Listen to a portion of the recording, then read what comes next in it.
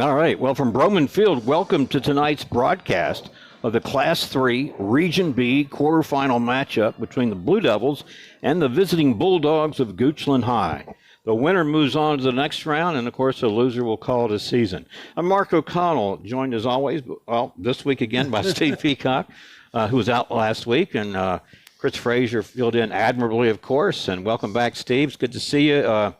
Blue Devils are in the playoffs, and, you know, that's a good feeling. We have two teams that we cover, Culpeper and Eastern View. Eastern View did not make the playoffs this year, but we're going to have a tribute to them later in the broadcast. Culpeper did, and as a number 2 seed, they're going to host tonight. If they win tonight, they'll host again. So we could be at Broman Field in successive weeks. I know you don't like to look beyond the game in front of us, right. But these two teams have met before. In fact, it was in 2021, Culpeper played down at Goochland and lost 24-23. So, you know, I'm thinking that the Blue Devils have a pretty good chance of avenging that loss and moving on. I agree with you, Mark. Goochland comes in with a 2-7 record. Culpeper is 7-3, and you know, on paper, yeah, we look like you know, we should be able to win this football game. But again, it's the playoffs. Everyone has a 0-0 record. Anything can go, and we all know that over the years. Anything in high school football. So Culpeper's going to have to come out and play sound football, just like they did last week against Caroline. I watched it from New Jersey and last week, and I was very impressed with what Culpeper did, how they handled Caroline. I know it got kind of iffy at the end with a lot of penalties, but Culpeper held their composure and came out with a big win. Now see if they can carry it over to tonight's game. And like I said, if they can just run their offense and try to be penalty and mistake-free, control the line of scrimmage, I think they can win. But, you know, I want to also ask you, we have a common opponent this season. Goochland lost to Western Almar. Culpeper beat at Western Almar at the beginning of the season. So, you know, if that's any bellwether, I don't know, because, you know, teams improve as you keep going on in the season. But, again, I'm thinking, like I said, Culpeper will take care of business tonight and get out of here with a win. That's my prediction. I want to comment on last week's performance against Caroline because the final score was 21-6, but in all fairness, it could have been even more lopsided than that for the Blue Devils.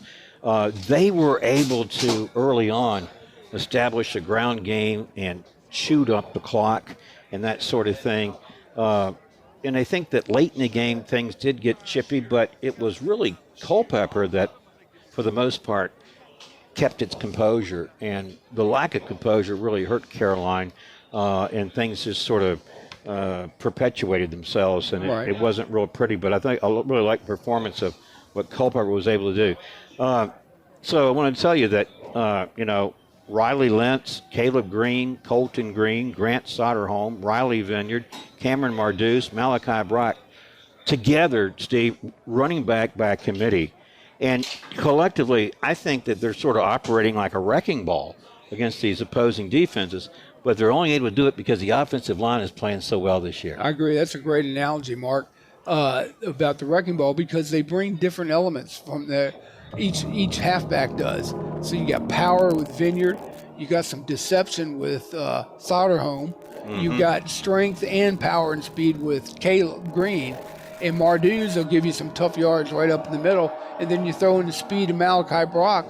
Yeah, we're a tough team to defend. But I agree with you. The offensive line has played real well this year. They're going to have a good game tonight and see the Culpeper, I know, needs to establish that running game, because I think their running game sets up their passing game, not vice versa. So I'm really looking forward to tonight's game and seeing what we're going to be able to do on offense. And last week, one person who really wasn't targeted was Jossie Shiflett, and we know that he can be clutch as a receiver.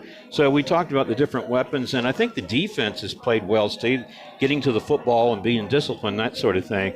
Goochland, you mentioned it, 3-7 this year. They won most recently last week against Charlottesville. Their other victories have come over Monticello and Mechanicsville, which used to be Lee Davis High School down in Mechanicsville, Virginia. So the Blue Devils are getting ready to come out of that tunnel, and I know they're going to be really hyped up for tonight's game. As you pointed out, you get into the playoffs, everybody's 0-0. Exactly. And everything can look good on paper, but it really is going to come down to how they perform on the gridiron, no doubt about it. Well, it's great to have you back, Steve. I know you're looking forward to an exciting game tonight, and there's a lot to talk about. Let's take a look at Goochland. Some of the players we really need to keep our eye on tonight, and whose numbers we're going to call frequently, are going to include number 9, Preston Jirac. He's going to be a wide receiver. The quarterback is Will Heyer, number 3. Jackson Miles had 17 carries and 86 yards last week against Charlottesville. Sam Farkas, number 34, had 9 carries and 62 yards. He may be their best player. In fact, talking to one of the assistant coaches for Culpeper, he's really the guy they're going to have to look to neutralize. Okay. Not just as a runner, but he's good with his blocking ability. So, anyway. The Culpeper, our marching band, is coming on the field, and momentarily we'll have the playing of the national anthem to start things here tonight at Broman Field. It's great to be here. And again, Culpeper is the number 2 seed, and they are hosting tonight against the number 7 seed, Goochland, the Goochland Bulldogs. All right, let's take a break and pay tribute to our country with the playing of the national anthem.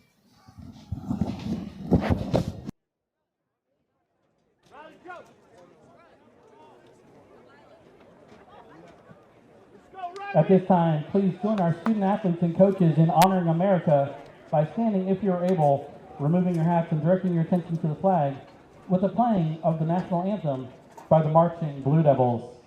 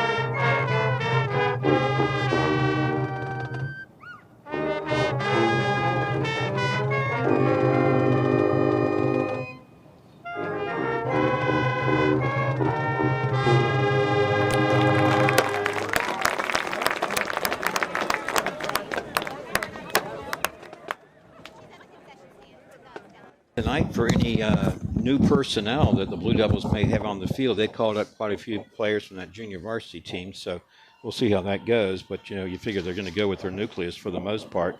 I understand handling the kicking duties tonight for the Blue Devils will actually be number 2, Jacob Chavez, rather than Saul Acevedo. I wonder why that is. I don't know, but I was watching him in his pregame drills, and he's got a leg. Okay, good. Yeah. I know Acevedo has a leg, but he was, his accuracy wasn't the best this year. Looking at team captains there, 55, Ricky Butler. 6 is Jossie Shiflett. Number 8, Tyler McKnight. Number 77, Steve, is Markel Reed, and he's not dressed to play. And that's unfortunate because he's been a starting tackle on this offensive line. That's going to hurt the Blue Devils right there. I don't know what his injury is, but I know he wishes he was out there playing. Hopefully he can win and get out there next week. Yeah, got some good size. I was asking about Cameron Dotson. He was absent last week, and I was told he would not be playing as well. So they'll have a couple changes in the offensive line. Last week, they had Ryder Sellers as a starting center. The tackles were Ricky Butler and Markel Reed, who we mentioned is not suited up. And the guards were Garrett Reingruber and Saul Acevedo. Well, if, Jacob Chavez is handling the kicking responsibilities, that's one less duty for Saul Acevedo to concentrate on. That's true. I want to know how Coach Sherry, is he on the sideline today? I'm not sure, but I'm going to take a look at these Goochland captains coming to the center of the field. Number 34, Sam Farkas. His name will likely be mentioned frequently tonight. 57 is John Gaskell, 56 Caden Bryce, and Jackson Bell, number 32. And Steve, I was remarking, because you and I like talk about uniforms and the classic throwback look and that sort of thing. I look at Goochland and they remind me of EMI with their color scheme. They do. I mean, exactly the Keydette colors. The Keydette colors. Yeah. It's going to be an interesting game. Culpeper's got to come out and dominate from the get-go.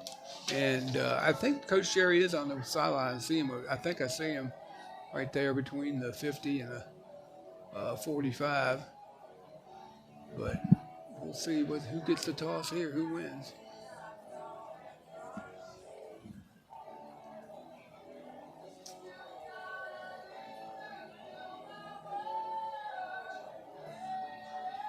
Well, did they flip the coin? I didn't see it. Yeah, they did. They must have.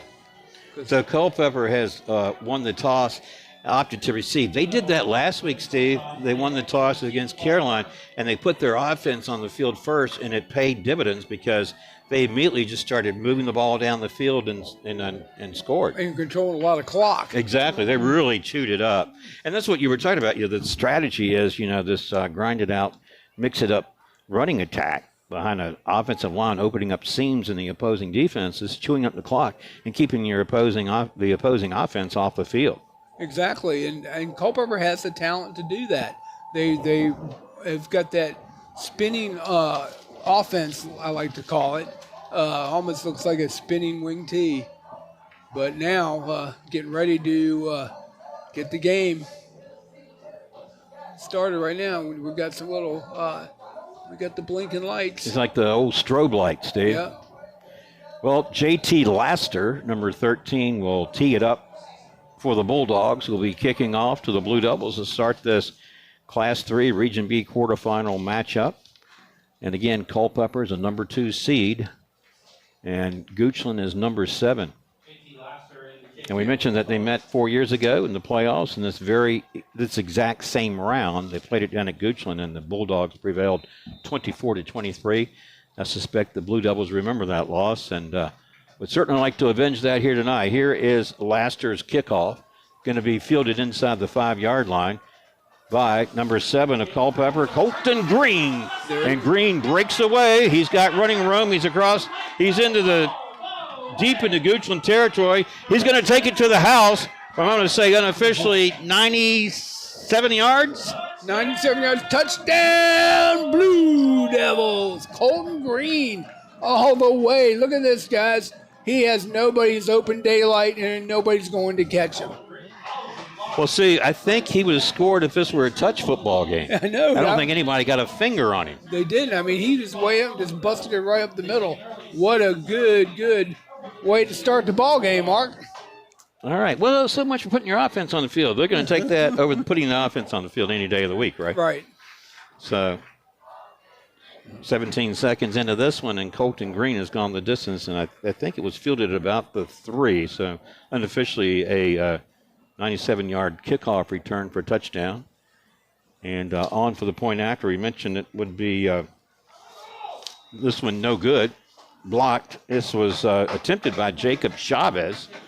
So the score will be 6-0 in favor of the Blue Devils. Well, Colton Green just got free, and great blocking and untouched. And like I say, if it were flag football or touch football, he would have scored regardless. Exactly. He was untouched. Nobody was going to catch him on that Bulldog team.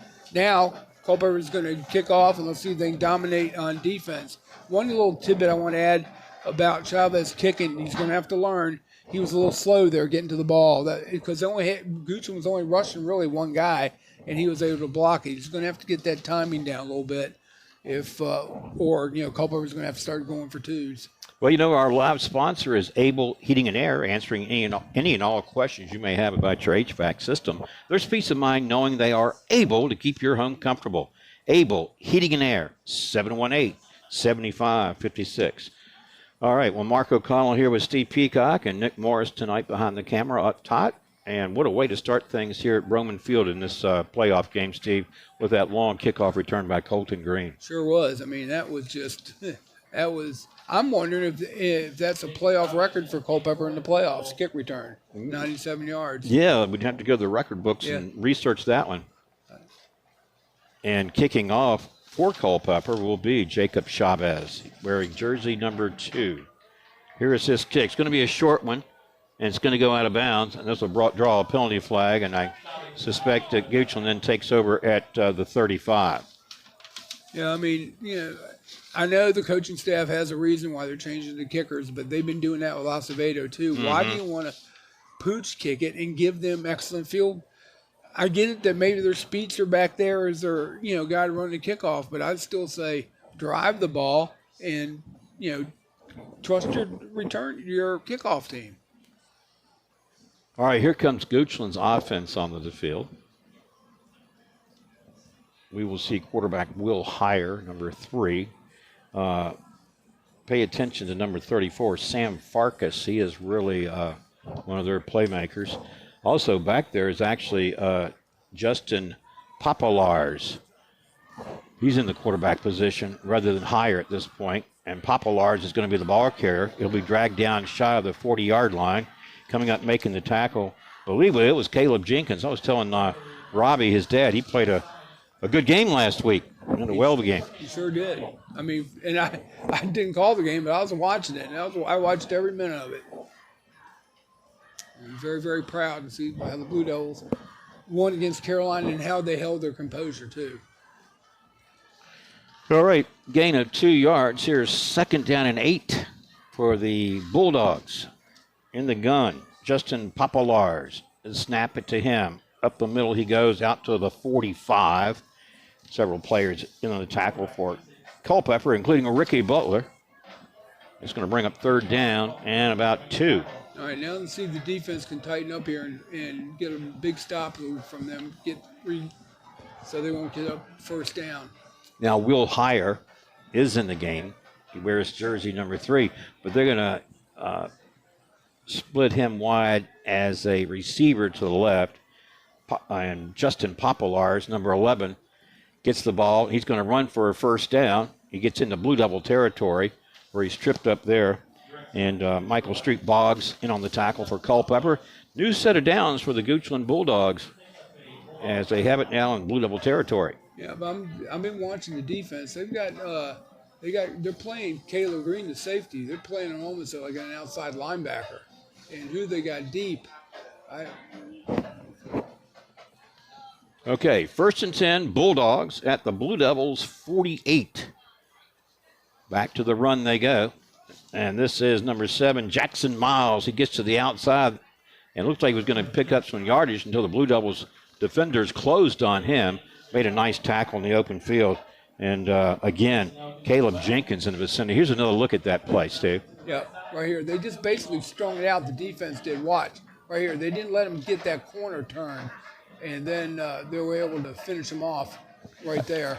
Yeah, Mason Elkins came up and made the initial hit and held the running back to no gain. So it'll be 2nd and 10 from the Blue Devil 48 for the Bulldogs, who trail 6-0 here in the 1st quarter with 9:25 to go. Clock ticking on the option. And Blue Devils do a nice job of stopping the ball carrier there before he could get on track. That was Jackson Miles. Caleb Jenkins again on the tackle, but he lost his helmet, so he'll come to the sideline for a play. For one play. And I'm trying to, like I said, with this defense, they've moved Caleb Green up into like a linebacker, outside linebacker, and they're playing. I can't see his number. Mm-hmm. I can't see his number. Deep safety.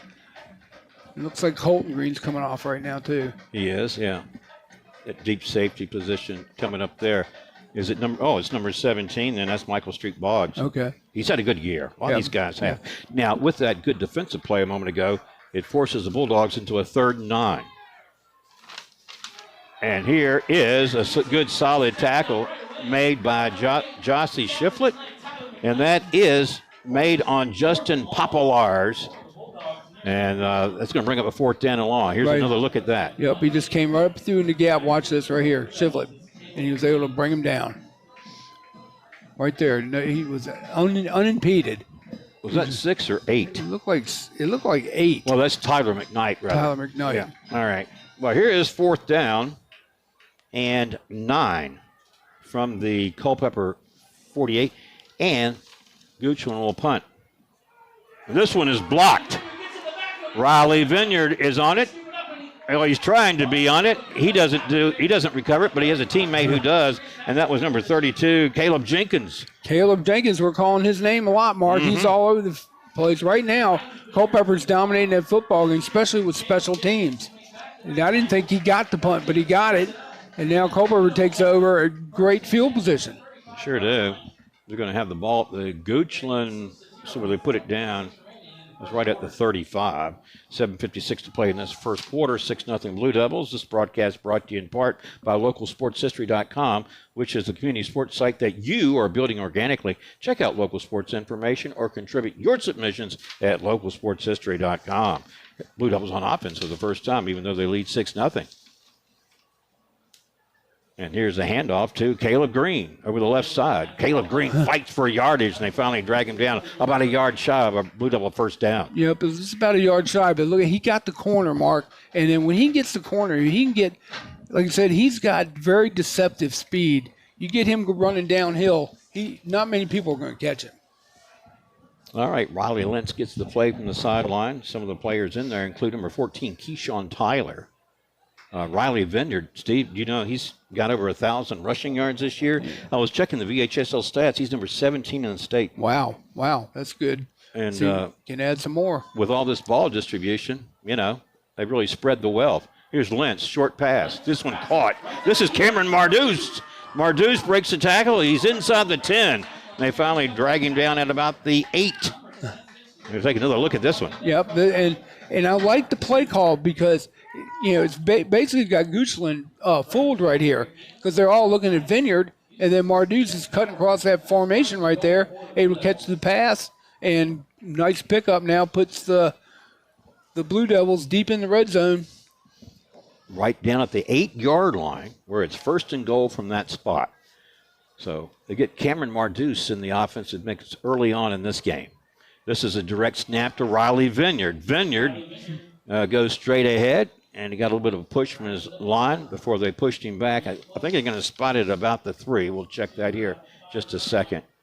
No. Right at the 5, it looks like. So he picked up 3. It'll be 2nd and goal from the 5.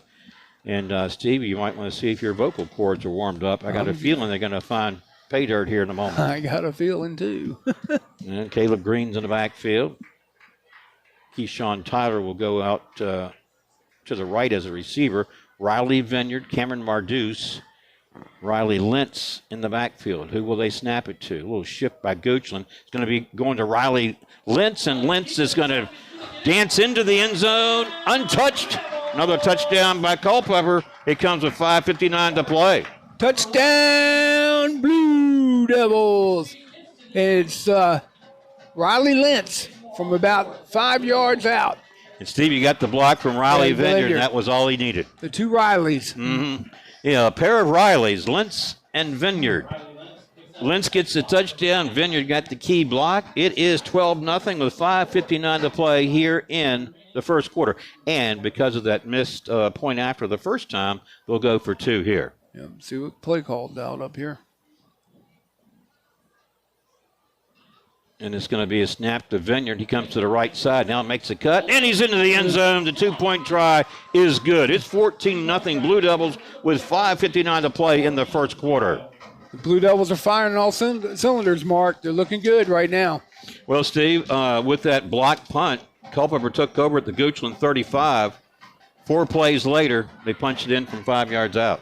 Sure do. I mean, they're like I said, they're cooking on all cylinders, and they're really playing sound football.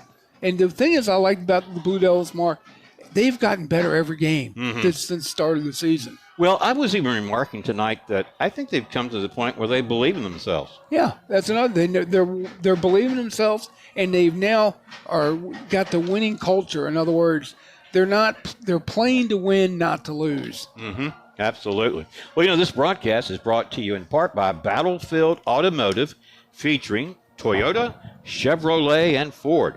Battlefield Automotive, a keystone of service and a cornerstone of our community. 540-547-3673.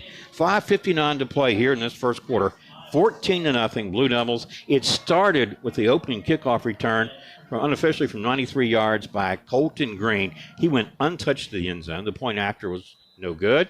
Goochland had the ball, and Blue Devils forced a 3 and out. And on the punt, they blocked it, took over at the Goochland 35. And we mentioned 5 plays later, they were into the end zone. Here's a return man, number 88 for Goochland. That's Jack Stern on the return. Or rather, that was Khalib Da Silva, my mistake. And making the tackle was Tyler Cablaw, number 25. There he is, receiving the congratulations from his teammates. All right, Goochland back on the field, Steve. They're not in a big hole, but, if you're them, you got to be thinking that now's the time to start putting something together in rhythm with your offense if you're going to stay close with these Blue Devils. I agree, Mark, because right now Culpeper's got all the momentum, and they're really playing lights-out football. All right, here is Will Heyer, the quarterback. He's going to keep it. Straight ahead he goes, and he got across the 30 out to about the 31. And he'll pick up 4 yards, and it'll bring up 2nd down and 6 as the clock continues to move. 5:35 and counting here in the first quarter. Goochland Bulldogs. And see, really, this defensive line looks completely different. All right, here is to number 11. He breaks away into the Blue Devils secondary. Watch out now. We've got a foot race going on with number 11, Justin Popolars. And he was tackled in Blue Devil territory. He seems a little shaken up. Yep. Here's a replay on that. Yep, he was from quarterback and went right up the middle. A lot of arm tackles, missed tackles there, but watch Joshy Swiftlet and company, number 5 for Culpeper. That was Mason Elkins who made the tackle. Looks like their quarterback's hurt. He landed on that shoulder pretty hard. Yeah, huge gain from the Goochland 31. And I'm not sure they haven't put the ball down yet, to my knowledge. It was a huge gainer. Yeah, Best play from scrimmage for the Bulldogs so far. Yeah, it was. And like I said, it was poor tackling on Culpeper's part. You're not going to reach out with an arm and try to stop somebody in a momentum. You've got to wrap them up. And see, it looks like he's being. Yeah, he's a guy that we knew his name would be called frequently tonight. His last name is pronounced Popolars, and it's spelled Popielarz. Justin Popolars, running back, junior. And looks like they do have it down at the 30, so 49-yard run that time by Popolars. And the ball now at the Culpeper 30 will be 1st and 10 when we resume action. Here comes the Goochland offense back on the field. Popolars to the sideline. And right now, Culpeper can't relax. Don't get comfortable. You still want to keep the foot on the gas here, especially from defensive. Will Heyer in as the quarterback, number 3. He hands off to number 7, Jackson Miles, and Miles picks up good yardage. He got inside the Blue Devil 25, down to about the 23. We may have a Blue Devil shaken up here on that play. Let's see. Who's that? I think it's number 32. That would be Caleb Jenkins. May have got the wind knocked out of him. The way, his tackle. But, look at our defense line, 55 and 57 and number 6 are all up on that D line. And we're playing 3 down. We got an injured player being attended to. We'll tell you this broadcast is brought to you in part by Found & Sons, more than a respected funeral home. They support youth at all levels so they can become tomorrow's leaders. Found & Sons, 825-3530. We have 5 minutes and 2 seconds to play here in this first quarter with the clock stop with the injured player, who we believe right now is Caleb Jenkins. That would be a blow to the Blue Devil defense. He's been Johnny on the spot from the defense side, but he gets up and walking on his own power. He's up and he's walking on his own power, as Steve pointed out. He's already having an impact game, isn't he? Yes, he is. I think he got the wind knocked out of him because the way he landed in that, on top. of the runner. And sometimes, like I said, you can just land the wrong way. It can knock the wind out of you, and that's no fun feeling, I can tell you that. You better believe it. Well, 2nd down and 3 here. Goochland now has it at the Culpeper 23. All right, back to the run they go. The Blue Devils stuffed this one right at the line of scrimmage. That was Xavier Woodford, the ball carrier. He had nowhere to go. He's tackled there by, what, 55, number 55 for Culpeper. Here's another look at it. Yeah. Well, that's nicely done by Ricky Butler. Yep. Yeah, and you can tell he was celebrating there. All right. So now on 3rd down, ball at the 27-yard line. It's 3rd down and 7 from that spot.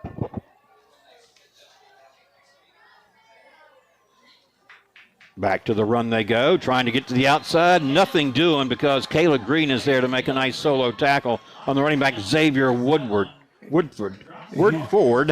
And my mistake. And that brings up another 4th down. Here's another look at that. What a nice play here by Caleb Green. Yeah, he watched it, read the play, and untouched and just closed really quick on that running back. Good play by Caleb Green. Sure was.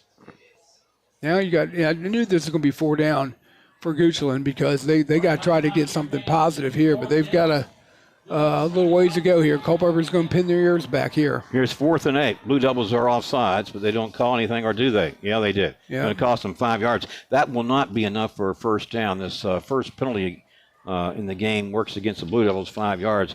That'll move the ball to the 23, and that'll bring up 4th down and 3. That's a different situation for Goochland as opposed to 4th down and 8. Well, I kind of, though, but I thought the official was a little quick on that. He got back. He didn't cause anybody to move, and he got back in his stance. So I thought, a defender can move all over the field. Yeah. But, I mean, if he touched somebody, I get it. But the officials were pretty tight on that call. All right, here's 4th and 3 for the Bulldogs from the Blue Devil 23. Blue Devil showing pressure. Here comes Vineyard. Goochland, running back. This is going to be number 34. This is Sam Farkas, who's going to pick up a 1st down for Goochland. New set of downs for the Bulldogs. And that was aided by that penalty. If the Bulldogs get in with a touchdown, you can go right back to that play that gave it to them. Well, this broadcast brought to you in part by K&M Lawn, Garden, and Arborist Supplies, now located directly across Highway 29 from Eastern View High School. K&M, from grass to trees, they aim to please. 825-8371. 1st and 10 Bulldogs now at the Blue Devil 18-yard line, 2:37, clock moving 1st quarter. Here's the pitch to Farkas in the backfield. Got away from the first defender and then barreled over the second one. Got to the 15-yard line where it looked like Savion Milam came up to make the Blue Devil tackle. Yeah, I mean, I see what Culpeper's trying to do. They're trying to shoot the gaps. That's why they've moved Caleb Green into like almost a, I don't want to say an outside linebacker, more of a rover, but he's back in as an outside linebacker and leaving it to Boggs to be your deep play safety. All right, now 2nd and 6 Bulldogs from the 14.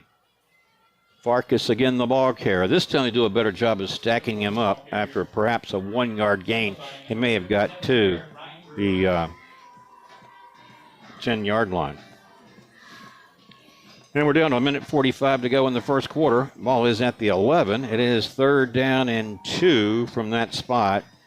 And let's see what the Bulldogs driving here. They started this drive at their own 27-yard line. Yep. The 5-yard penalty did hurt the Blue Devils there. Yeah, because it's 4th down. On 4th down. More movement. Pressure being shown by Riley Vineyard. Now he backs off a little bit. Caleb Jenkins is back in in the game, too. All right, here's 3rd and 2. Snap to Hire. Hire rolls to his right. Then he takes a hard hit, and delivering that one was Riley Lentz. Number 1, or was it? It was. No, it was number 8. Number 8, my mistake. We'll take another look at it. Tyler McKnight will get the stop. Watch this. All right, here comes McKnight. There he is. Yep. Boom. Boom. Yeah. Well, he didn't, Hire didn't see that one coming. No, he did not. All right, now here's another 4th down, Steve. But they're going field goal here. Okay, and this is from the 21, so this will be a 31-yard field goal attempt by Number 13, that is JT Laster. False start against them. That's going to push it back 5 yards. And then it would make a 36-yard field goal attempt if they go for it. Yeah, and see what they're going to do. They haven't taken their kicker off the field. Looks like they're going to still go with the field goal. I was watching him warm up. He does have a good leg, so He does. He can get it there. Now 25. Yeah. About a 36-yard field goal attempt. You're right. With JT Laster in the pregame drills, he certainly showed that he has range from here, no doubt. Let's see what happens. Snap, the hold, the kick. This one's low. This one is no good. All right, so the Blue Devil defense, Steve, hold strong. Hold strong. Just like John Bridges just said. Hold strong, bend, don't break. There you go. And it was really two things happened. They had that long gainer by Sam Farkas of just a long run that really put them in deep in Blue Devil territory. Then they converted on 4th down, mainly because of the 5-yard penalty against the Blue Devils. Right. But when it came down to it, they had to settle for a field goal, no good, and the score remains unchanged at 14-0. And like I said, Culpeper, defense did exactly what they needed to do. They got the big play in order to, let Goochland try a field goal, which was no good. Now they back rolling on offense. And this broadcast brought to you in part by UVA Community Credit Union, strengthening the financial health of our members and of the Culpeper community. UVAcreditunion.org.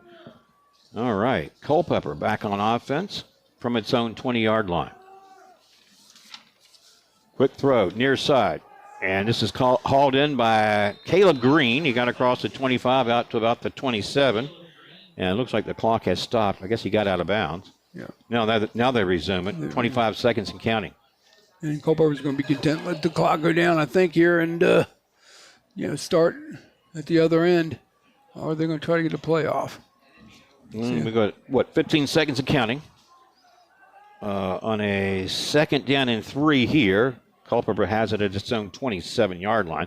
They may not get this play off. And they may. And they do. And here's a direct snap. This is Grant Soderholm's first carry of the game, and he's out to about the 34-yard line. He will have a first down, but the quarter expires. It's 14-0 Blue Devils. We'll take a quick break and come back for the second right after this. Broadcast is made possible by the generosity of the following sponsors. Able Heating and Air, answering any and all questions you may have about your HVAC system. There's peace of mind knowing they are able to keep your home comfortable. Found in Sons Funeral Home, Culpeper's perpetual best of the best for resources, planning, and support for our entire community. Battlefield Toyota, Chevrolet, and Ford, proudly serving the Culpeper community for over 20 years. State-of-the-art service departments and over 22 acres with hundreds of new and pre-owned vehicles. Battlefield Automotive. K&M Lawn, Garden, and Arborist Supplies. Now located directly across Highway 29 from Eastern View High School. K&M, from grass to trees, they aim to please. UVA Community Credit Union, strengthening the financial health of our members and the Culpeper community. UVAcreditunion.org. Nominations are now being accepted for the local area sports Hall of Fame. Nominate anyone that you feel is deserving of historical local sports recognition at localsportshistory.com/HOF. All right, welcome back to the broadcast. Start of the second quarter right here. Riley Lentz going to throw. Going long. He's got Caleb Green who hauls it in at about the 35-yard line and then lost it. I thought he had it, Steve. What happened? I thought he had it too, but maybe he stepped out of bounds. Mm-hmm. You only have to have one, but maybe it's. You'd have to see the replay right here. He had Caleb, good pass right there, a little bit. Yeah, I thought he was going to haul it in. Yeah. And defending on the play for Goochland was number 83, Cruz Munoz. So incomplete pass. Good time to throw it, and Lentz went deep. I still say, though, if you put Caleb Green as like an H-back, do a little play action against those linebackers, you'll be wide open right down the middle. Okay, 2nd and 10, opening minute, second quarter. Blue Devils have it, their own 35. This is Caleb Green. Here is Green, and he got about 3 yards down to about the 38. It'll be 3rd down and 7 for Culpeper from there.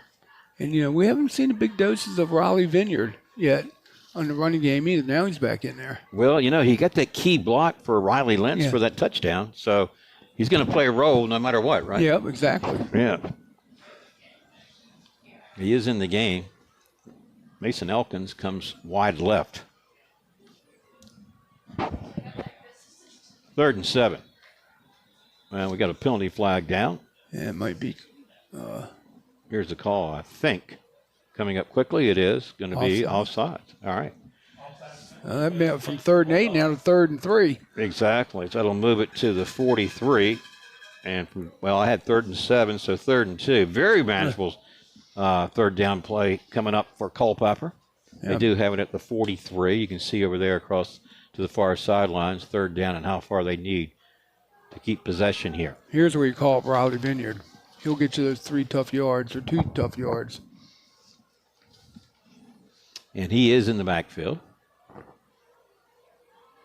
as is Brendan Stover. And it is to Riley Vineyard. There he goes, Vineyard plowing ahead, doing what he does, doing what he's been doing all season, and he gets that Blue Devil first down. He got out to the 46. He needed 2, and he got 3. Get a hold of that big John Deere tractor. Riley Vineyard just plowing his way right through. Yeah. All right. They move the sticks. 1st and 10 Blue Devils at their own 46-yard line. 10:32, clock ticking. 2nd quarter action, 14-0, Culpeper. Here's the snap. Again, this is going to be Vineyard. Vineyard breaks out of there, and he's dragging defenders into Goochland territory down to about the 48-yard line. You just got to like what you see. Oh, him. I bet you opposing teams look at him and say, he can't be that tough or that hard. Yeah. He's like a mini Scattaboo. Yeah. Look at him. He just doesn't want to go down. I know. Well, he's like Scattaboo in the sense no one player seems to tackle him. Right. He's going to have to bring a horde of defenders to bring him down. It's too bad that Scattaboo plays for the New York Giants is out for the season. I know it. Culpeper now has it at the Goochland 48. We're at 2nd down and about 4. Here's the snap. Give it to Caleb Green. There goes Green through the crease, and he's in the open field. It's going to be a foot race for the end zone, and they're not going to catch him from 48 yards out with 9:34. It's another Blue Devil touchdown, and Steve will know exactly what to say. Touchdown, Blue Devils. Caleb Green from 48 yards. Look right there, folks. He's just outpacing, outrunning everybody on that Goochland football team. 20-0, 9:34 to play. 2nd quarter action. On for the point after. What a big game. They will go for it here. And the kicker again tonight, as we mentioned, is Jacob Chavez. And I think Isaac Wigard is the holder. And the long snapper on this team, Steve, is Jossie Shiflett. So here's Shiflett, the Wigard, and then here's his kick, and it's blocked. And what did you see that time that may have caused that breakdown? Basically, I don't want to put it on the kicker, but it's slow. He's got to learn to get off that. He's only doing 2 steps, maybe drop back to 3, but get quicker with it. Because that slow kick, you're allowing those defenders to jump, and they got a couple tall ones and they're able to jump up on that ball. And plus, where is he hitting the ball at impact? Is he hitting it top or bottom? Because he's not getting much air under the ball. So, growing pains that they might go back to Acevedo, but I'd say, hey, just keep using doing the 2-point conversion. You've been pretty successful. Yeah, running the football against the Bulldogs, and how big a game Caleb Green's having. Already, 2nd touchdown of the night. Exactly. Well, our live sponsor is Able Heating and Air, answering any and all questions you may have about your HVAC system. There's peace of mind knowing they are able to keep your home comfortable. Able Heating and Air, 718-7556. And this broadcast also brought to you in part by localsportshistory.com. That's the community sports site that you are building organically. Check out local sports information or contribute your submissions at localsportshistory.com. We are at Broman Field in this Class 3 Region B quarterfinal game. They're going to keep this one short. This is going to be an onside kick, and this was recovered by number 54, Noah Wenzel for Goochland. And Steve, I think you like it when they kick away and not give up the field position. I can see the look on your face. I'm of disbelief. Why? Why would you do an onside kick? You know, you can give your opponent, look at the field position you're giving them. Granted, I know you're outplaying them. I get it. But you know what? That, to me, I don't like that call. I don't like that call, and I just hope it doesn't come back to bite them. Well, it certainly speaks volumes in terms of your level of confidence for your defense, doesn't it? It sure does. Yeah, but you're telling your defense, okay, you're going to stop them, and you give them a short field to work with, because they have it on the Culpeper side of midfield at on the 49. All right, here's the pitch. Oh, it's going to be a halfback option. He's going to throw downfield. He's got a receiver, and he overthrew him. There was a chance for Goochland there to hit pay dirt as Liam Mackey was wide open, and defense was number 17, Michael Street Boggs. Here's another look at that halfback option. It had the Blue Devils completely fooled. Yeah, that was Justin Popolars throwing downfield. What was the message? Something about R.J. Uribe. What about him? Said would have not missed that field goal. I don't know. I couldn't really. All right, incomplete pass. 2nd and 10 Bulldogs. They have it at the Blue Devil 49 with 9:28 to play. Clock stopped on the incomplete pass. Second quarter action, 20-0 Culpeper here at Broman Field. Man in motion. They hand it off to him. That's Jackson Miles making a solo tackle out there. Caleb Green, you've already mentioned him tonight in the game he's having, Steve. He's taking over the game right now, Mark. He's everywhere. He's not, on defense. He comes really from that H-back, that rover back position that he's playing, and basically what he's doing, he's eyeing where number 12 goes and where that quarterback goes. And here is 3rd down and 9 for Goochland. They have it at the Culpeper 48. And Justin Popolars is back there, number 11. He's going to throw. He's got a receiver. This is caught about a yard or two shy of a first down. That was hauled in by Jackson Miles. I thought he'd hit the ground, but brings up 4th down and about 3. Now, what you do, the Blue Devils, you want to get pressure. You don't think they're going to throw it. They're going to try to run it here either with number 34 or number 7. Number 12. Or 7, excuse me. Here's the snap. Popolars. Popolars is going to keep it. He will have a Goochland first down. They finally wrap him up, and Ricky Butler wrestles him to the ground. That'll move the sticks. And another set of downs for Goochland, which trails 20-0 with 8:16 to play here in the second quarter at Broman Field. First round of the playoffs, and so far it's been all Culpeper, but Goochland's had a couple of moments where they show they can move the football. Right. They can move it. And you don't want to sell them too short. It's still in the first half, and then I know it's a 20-0 lead, but it's still a football game. All right, 1st and 10. Justin Popolars back there, number 11, the quarterback. Man in motion is Jackson Miles. They fake it to him. Popolars will keep it. Here is Popolars running the ball and forward progress down to about the 30. He picked up 6 yards. Jossie Shiflett into the tackle for Culpeper.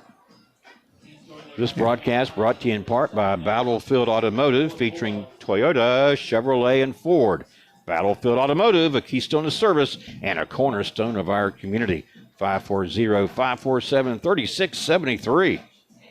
Now let's see what Culpeper can do on defense right here, because it's going to be 4-down territory here for the Bulldogs. Yeah, because they've got to be thinking about touchdowns for sure, So it's 2nd down and 5. Will higher back there. He fakes it to Popolars. Now he throws incomplete, and he had Sam Farkas open. I guess he just took his eyes off the football. Yeah, first and then I thought it was intercepted by Culpeper. But here's another look at it. This will be number 34 on the backfield. Keep your eye on him. There he goes there. He comes across on that right there. What was thrown some behind him, in all fairness. Thrown some behind him, and he was looking who was the defender. Yeah, I missed looking for the defender, and I didn't see who that was at the time. 17. Okay. Well, that would be, of course, Michael Street Boggs. Here's the option. Here's another nice tackle, and guess who made it? Kayla Green on number 11, Justin Popolars. Yeah, they don't have an answer for Caleb. He's all over the field, and I mean he was the freelance star player of the week last week, and I talked to his uncle, Mark Bryson, about it, and he's a hard-nosed football player. The ubiquitous Kayla Green. Yeah, meaning he's everywhere. And he's getting looks from some Division I schools, mainly the Ivy League and Naval Academy. He's looking at him too. Well, that nice tackle brings up a 4th and 6 for Goochland at the Culpeper 32. Clock running, approaching the 6-minute mark here in the second quarter. So far, it's been all Culpeper. Now, what Culpeper can't do is jump off sides because Goochland is going to try to use a hard count. In fact, Goochland was taking its time, and I was wondering why are they not doing anything. They finally decided to take a timeout. So Goochland calls a timeout. They have 2 remaining. We have 6 minutes and 5 seconds to play. You're looking at the Blue Devil defensive huddle there. When they come back after the timeout, it'll be 4th and 6 for the Bulldogs. This broadcast brought to you in part by Found & Sons, more than a respected funeral home. They support youth at all levels so they can become tomorrow's leaders. Found & Sons, 825-3530.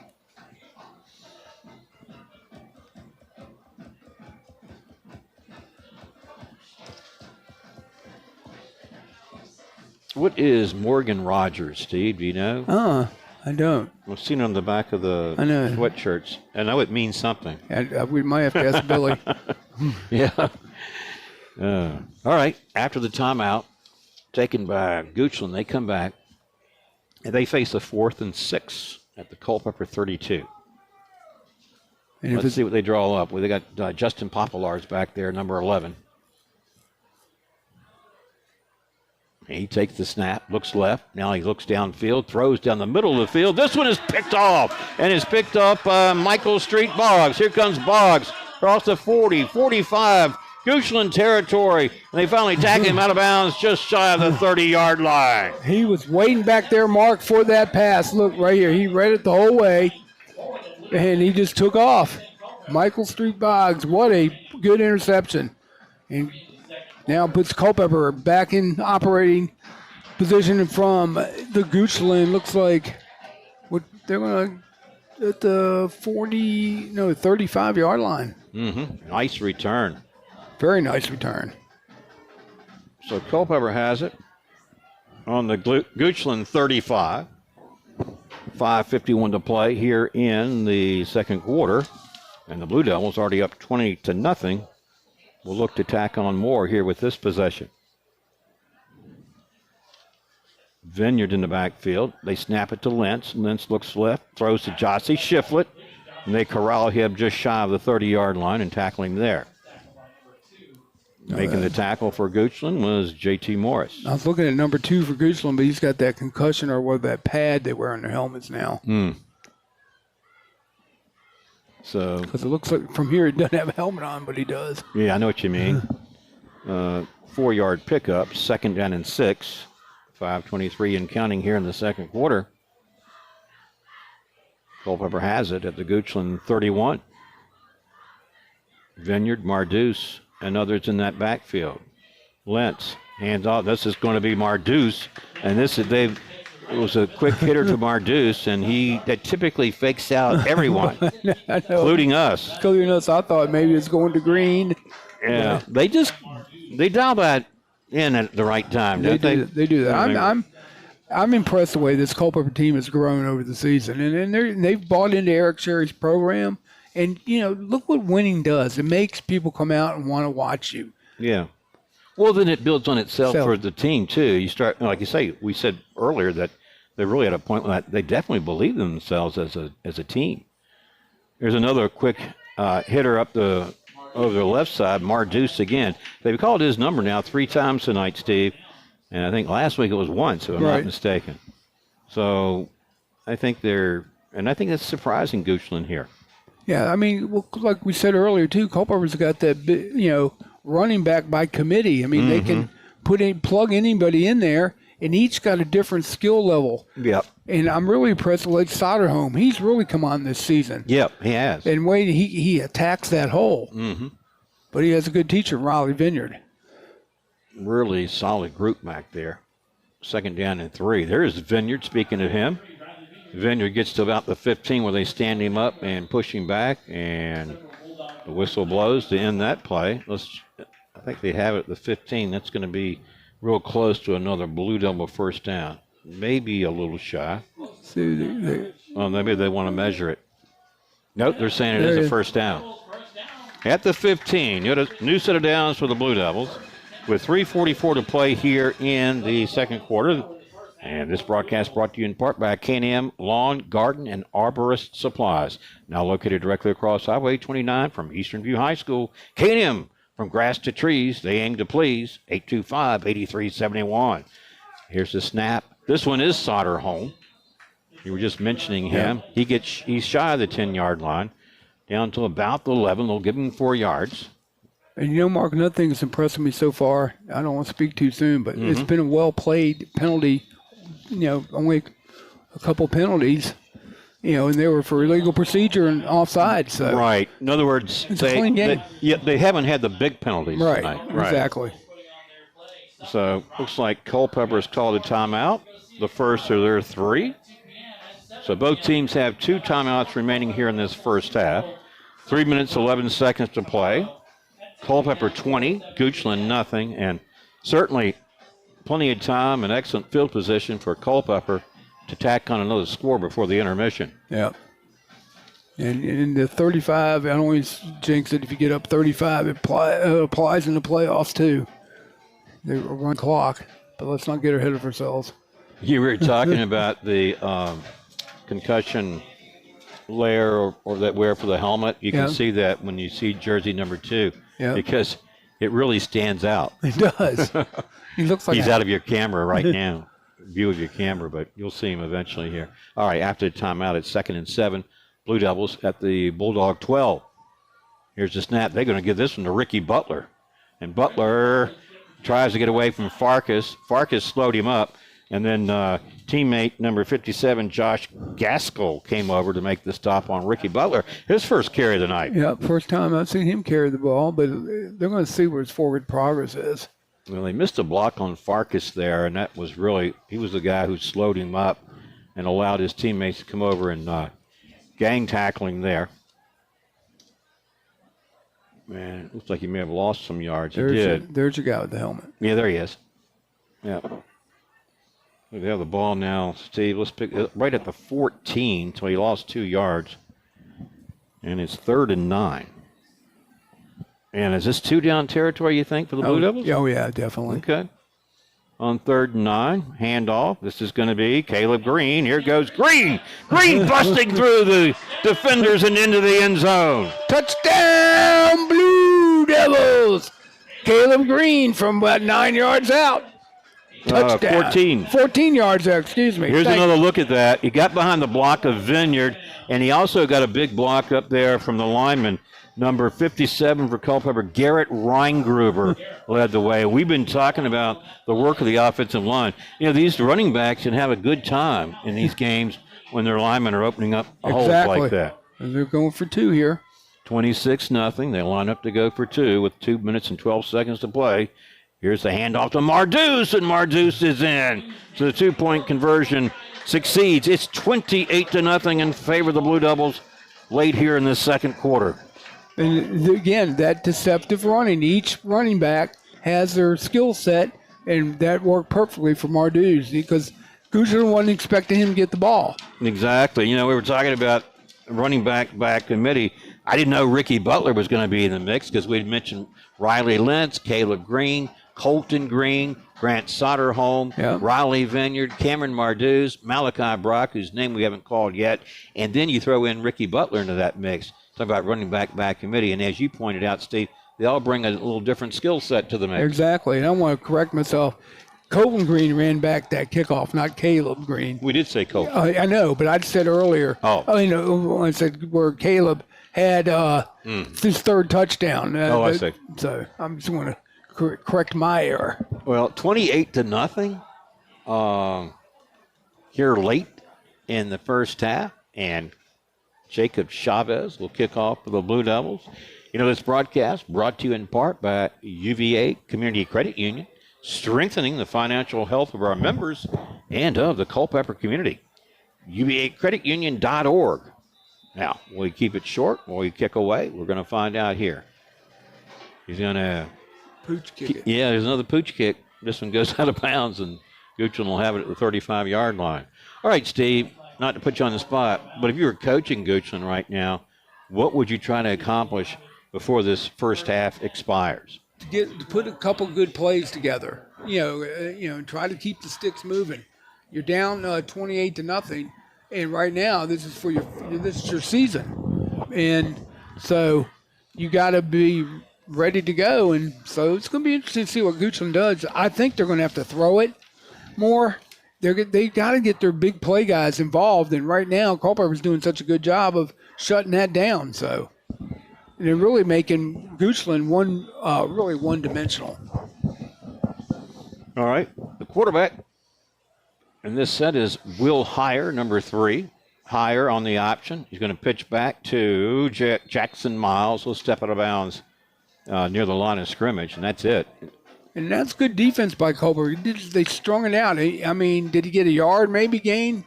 Well, let's see. The line of scrimmage was the 35. Looks like that's where they're going to put the ball down. So no gain.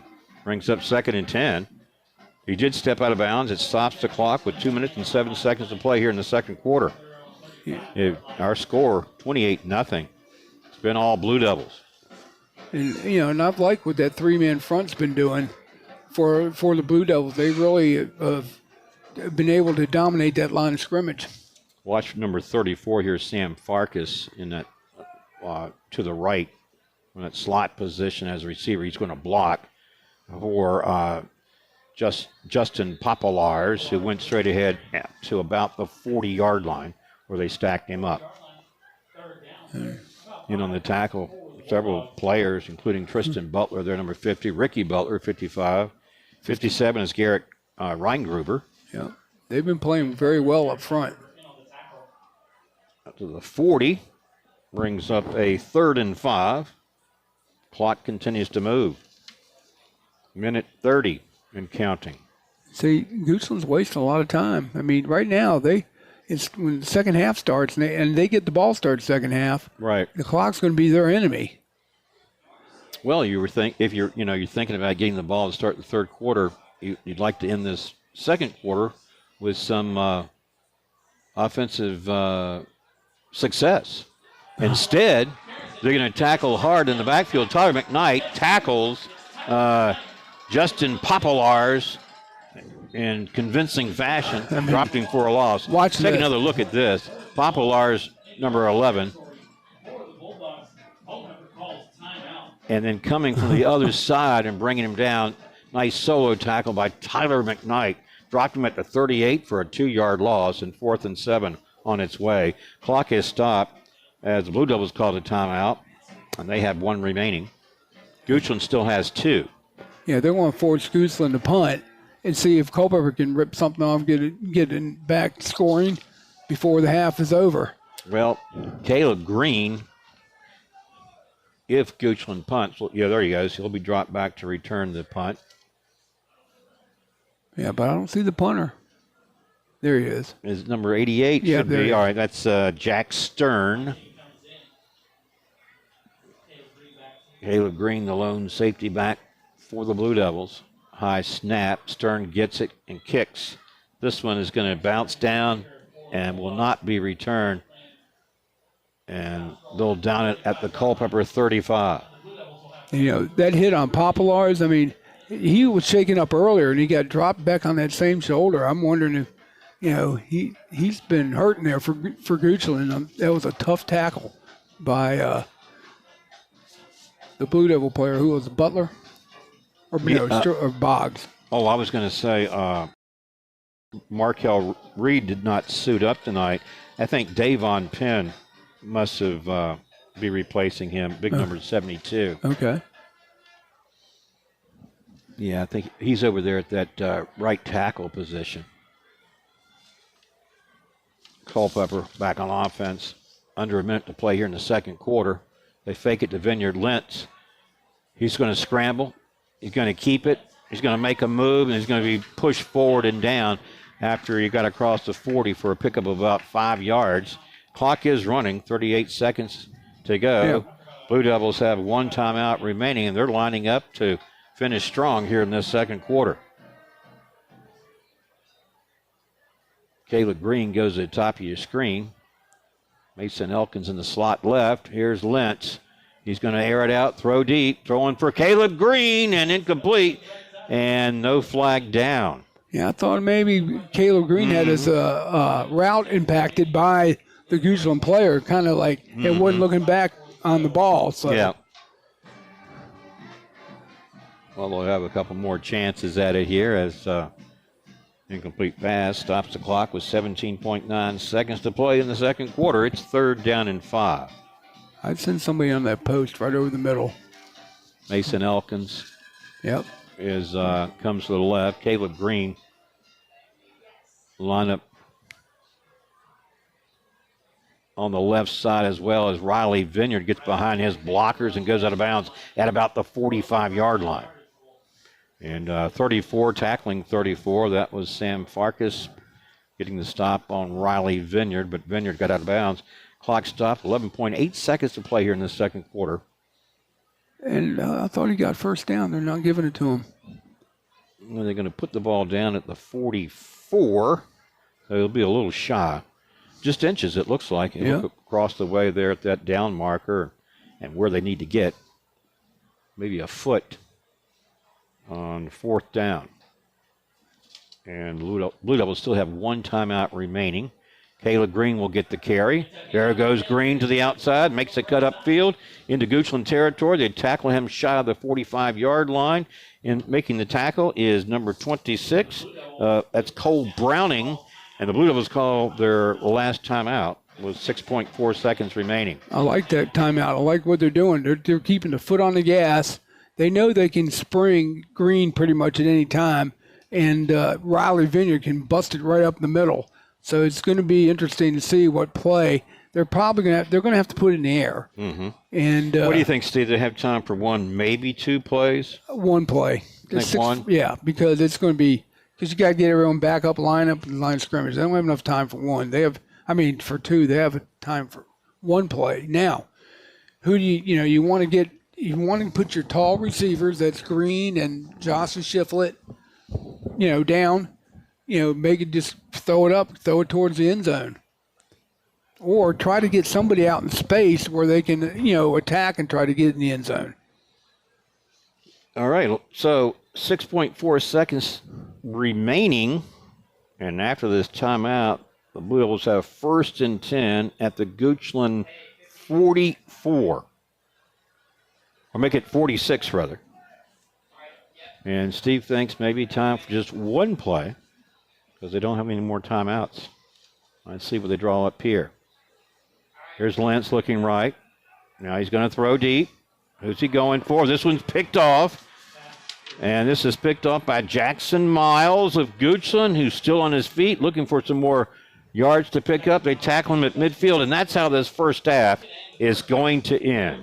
All right, we're halfway through with our score. Culpeper 28, Goochland nothing. Enjoy the intermission and halftime show. We'll come back for the third quarter kickoff, and it'll be Culpeper kicking off to Goochland. Stay tuned. You're watching Blue Devils football here on the Culpeper Media Network.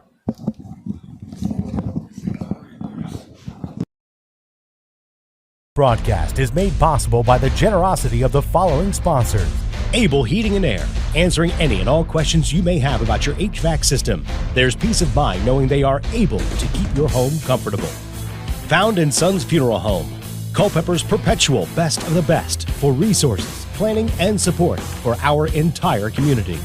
Battlefield Toyota, Chevrolet, and Ford, proudly serving the Culpeper community for over 20 years. State-of-the-art service departments and over 22 acres with hundreds of new and pre-owned vehicles. Battlefield Automotive. K&M Lawn, Garden, and Arborist Supplies. Now located directly across Highway 29 from Eastern View High School. K&M, from grass to trees, they aim to please. UVA Community Credit Union, strengthening the financial health of our members, and the Culpeper community. UVACreditUnion.org. Nominations are now being accepted for the local area sports Hall of Fame.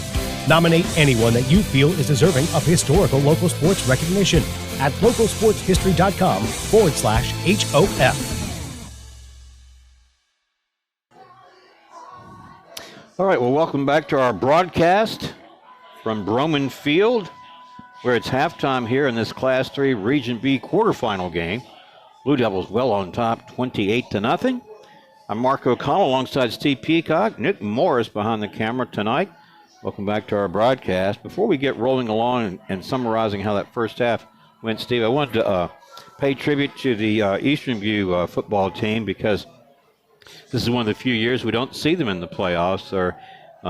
They opened in 2008. It wasn't long before they established themselves as a winner.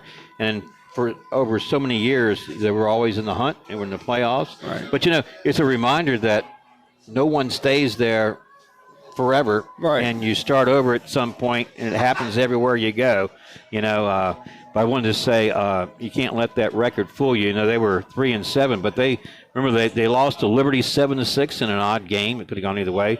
Went down to Carolina and lost 6-0. They were in that one.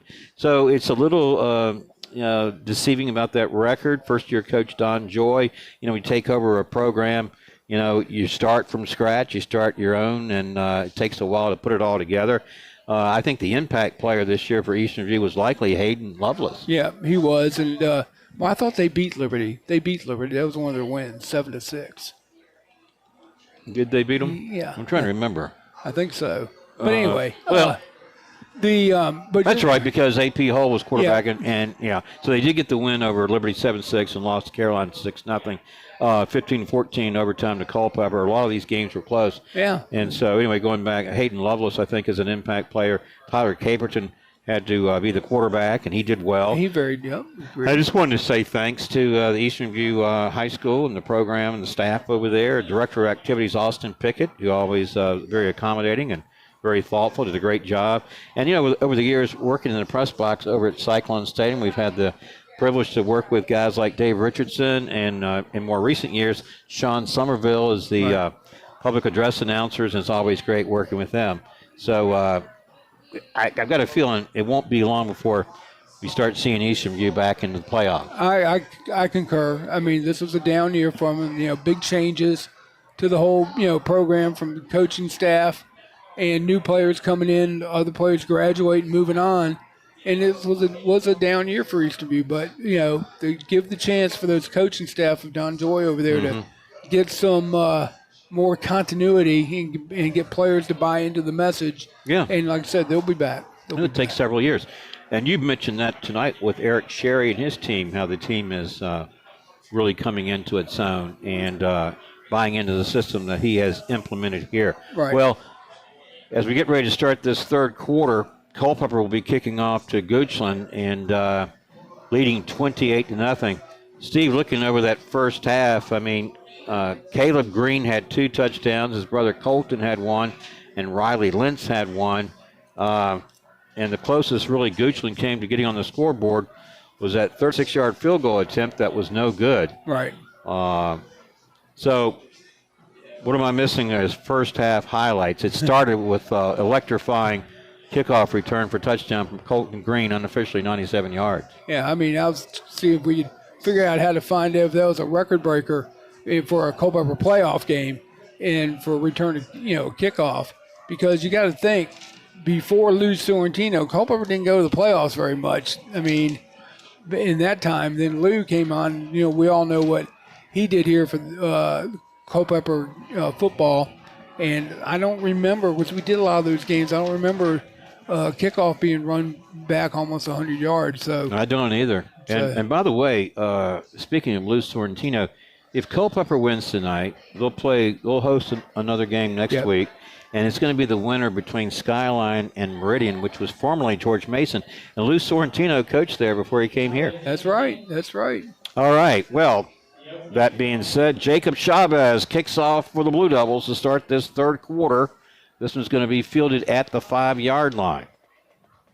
On the return here is number 83, and that was Cruz Munoz, tackled, I believe, do you have number 24 on your roster for Culpeper, Steve? I think I have him. No, I do In not. any event.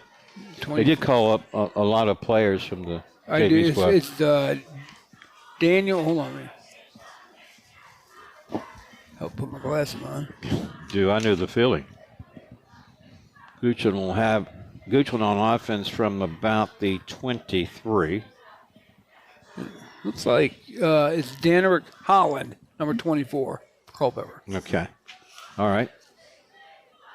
Goochland goes to the run, and this means Justin Popolars, and they're going to stack him up after a gain of about 1 or 2 yards. He's getting hurt. I mean, he's holding that shoulder. I know he's trying to be a gamer going in there, but he's getting pounded. So let's see what the Blue Devils. Yeah, he lost a couple.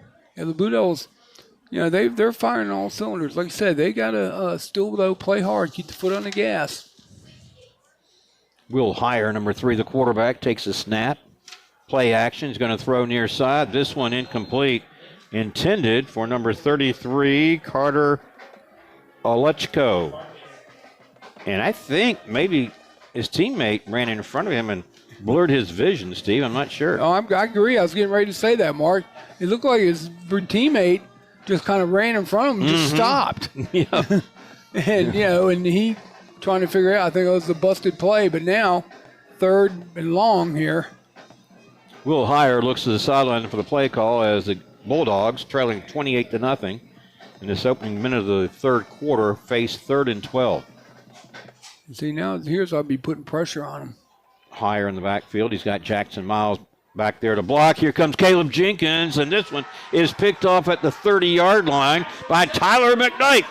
And McKnight will dance into the end zone untouched. And just like that, the Blue Devils score here in the 3rd quarter, Steve. Touchdown, Blue Devils. Tyler McKnight with the interception. Here we go. Right here. Boom.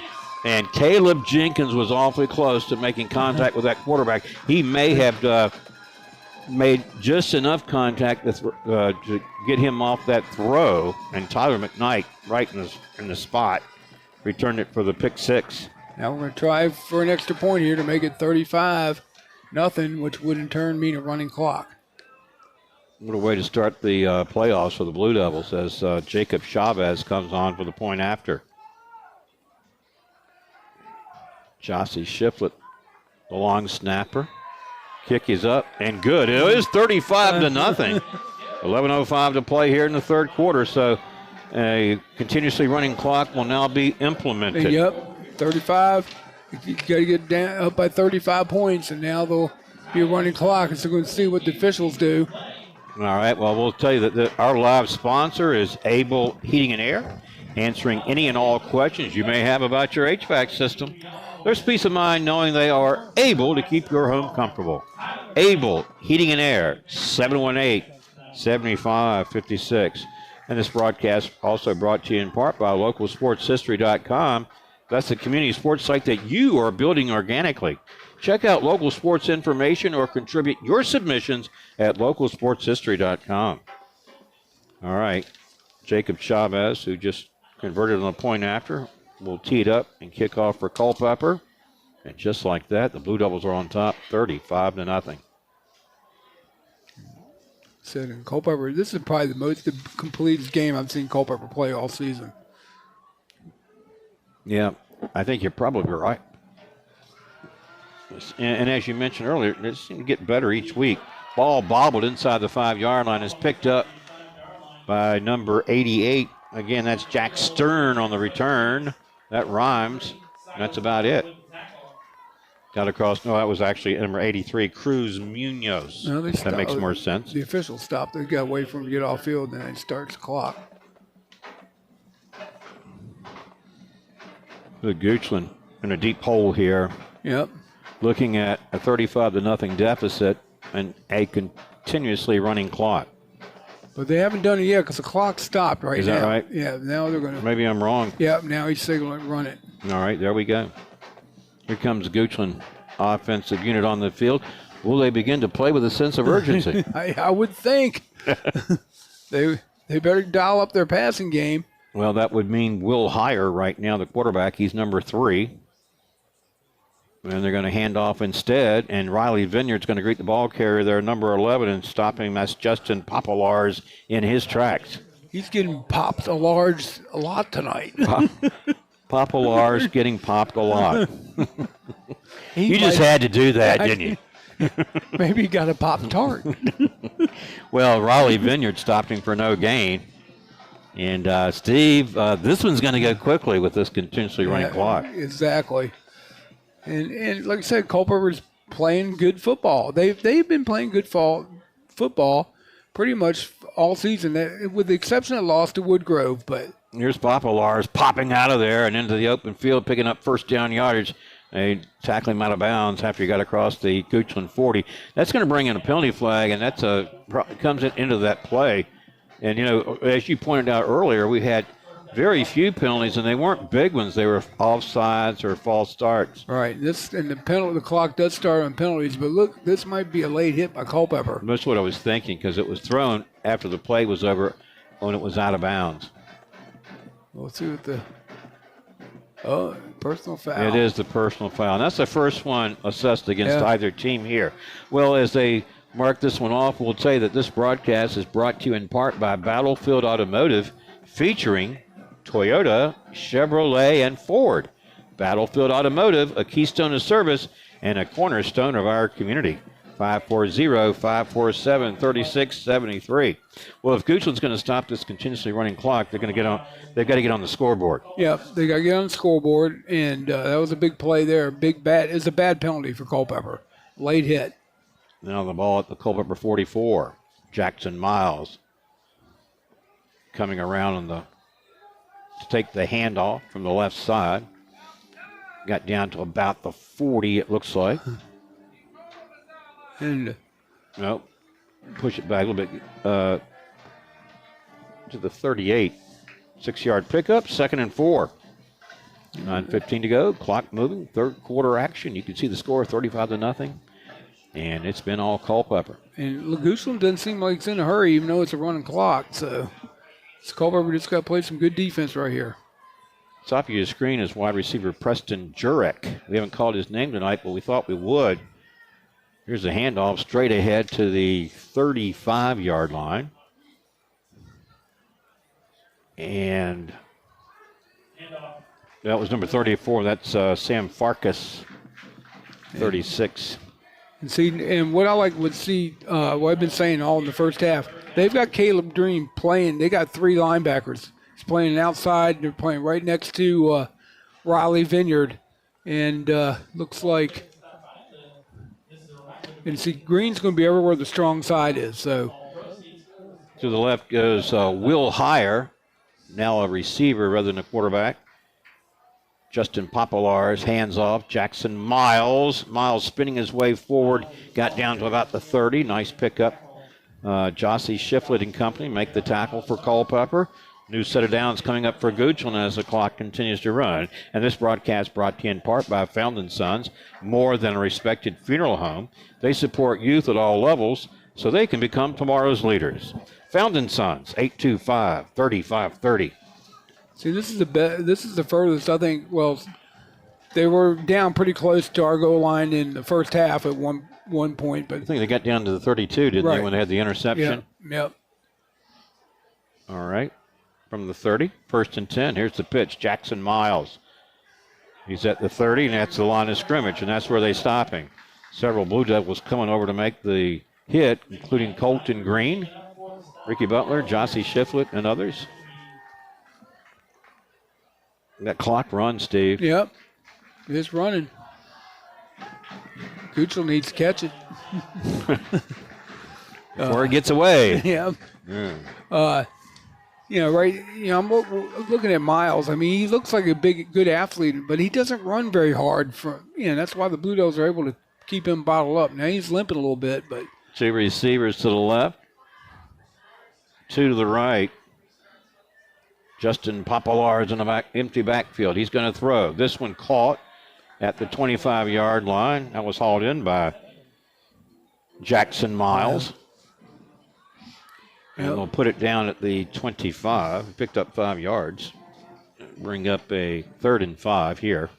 And you know, there's going to be 2 down territory for Goochland. Absolutely. And they're, like I said, they're now gaining just a little bit of confidence in their passing game.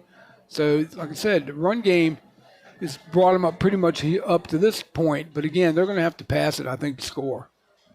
All right, here's Justin Popolars. Takes the snap. He's going to keep it out away from the first defenders, and then he's going to be stopped at about the 20. That should be Cameron Marduz makes a tackle for Culpeper. That should be another Goochland first down. Yep. No, they're going to be about a yard shy. Yep. Now, Culpeper, what they can do is that's when I load the box up right here, because they don't have any really fast outside receivers.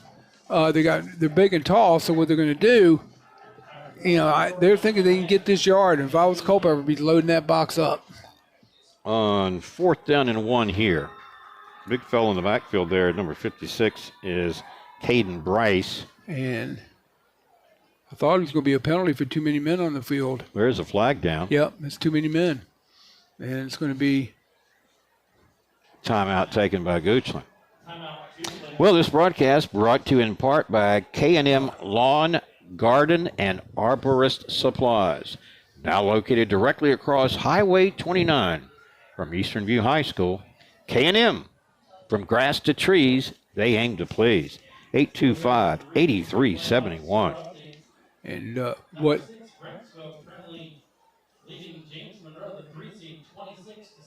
Wow. The number 1 seed Kettle Run leads 42-8 over Warren County. Wow. Just getting some scores courtesy of John Bridges, public address announcer. Number 1 seeded Kettle Run having no problem With Warren County. Yeah. But here, what I'm saying about what Goochland did, the ref picked up the flag because the timeout was called before. Have 12 men on the field, which I was hoping he'd leave the flag there.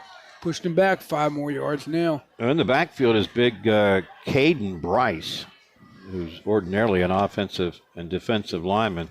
They got some beef back there now on 4th and 1, Steve, with Will Heyer under center. They go to the big guy here, and they get the big push. Will it be enough for a first down? See where the ref spotted. I think he might be short. Is it 10? Let's see where the he's short. No, he did. How about that? The Blue Devils celebrate. You were right. Close, but not close enough. So turnover on downs, and that's a huge loss there for Goochland State, because they were looking to try to get on the scoreboard and stop this continuously running clock and try to claw their way back in this game. But big stop by the Blue Devil defense. It sure was. And I said just load that box up, and exactly what they did. And they did. He didn't get very positive yardage. He was kind of stood up. Well, they went with the beef, though. That was a good call. You think the big guy, number 56, he's back on the defensive line for them. And we mentioned that was Caden Bryce. Culpeper back on offense, and they're going to start with Riley Vineyard. Straight ahead, short pickup. And I will tell you that this broadcast is brought to you in part by UVA Community Credit Union, strengthening the financial health of our members and of the Culpeper community. UVAcreditunion.org. Goochland player shaken up. It's number 57, Josh Gaskill. Yeah, he was pointed. I think he's got a stinger. He got stung. He's on his shoulder here. So, but again, once he's 10-2, and then the clock will go back to running. But Culpeper, like I said, they're firing all cylinders right now, and hearing the scores of this 3B region, again, you said Kettle Run's got 42-8 over Warren County. Mm-hmm. And Brentsville's beating James Monroe pretty handily. Yeah, right now with what 26-6 or something like that. And then what about the Meridian Skyline game? Because the winner of that one will play here next week, assuming Culpeper wins here tonight. Yeah, I heard that Skyline was leading that game. All right, so Culpeper has it. It'll be 2nd down and 8. Here it comes.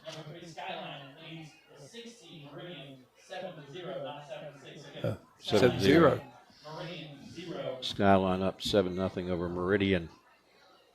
Here is Caleb Green, the ball carrier. He's just busting through defender Steve out to the 35-yard line for our Blue Devil first down. He just knifes through there, Mark. Yep. He finds that hole and is able to slide right in through there and pick up good yards. Watch this run. Boom. There's a nice block again, and he got that one from Cameron Marduz over on that left side. Man, see, the Bulldogs are trying to arm tackle, and you can see, I hate to see it, but that team is defeated. If you look at the Bulldogs, the way their mannerisms and the way they're tackling, they're pretty much. It seems like we just got started, and all of a sudden we're down to 3 minutes and 45 seconds to play in this third quarter. As they go back to the run here, I believe this is Caleb Green. We'll check that here in just a second. And Looks like it's number 9. oh, that's Grant Soderholm. And he's not getting up. Yeah. I think he's pointing to his shin. That stops the clock. That would hurt. That can hurt the Blue Devils because he's a valuable player for the Blue Devils. It looks like it might be. I can't see from here. Is he doing a cramp? I wouldn't think it'd be a cramp. He might have taken a blow on that shin. Yeah, being attended to now. Let's go to commercial break, I guess. Well, we can't take a commercial break if you'd like to, Nick, and come back when the action resumes. Keep it right here on the Culpeper Media Network.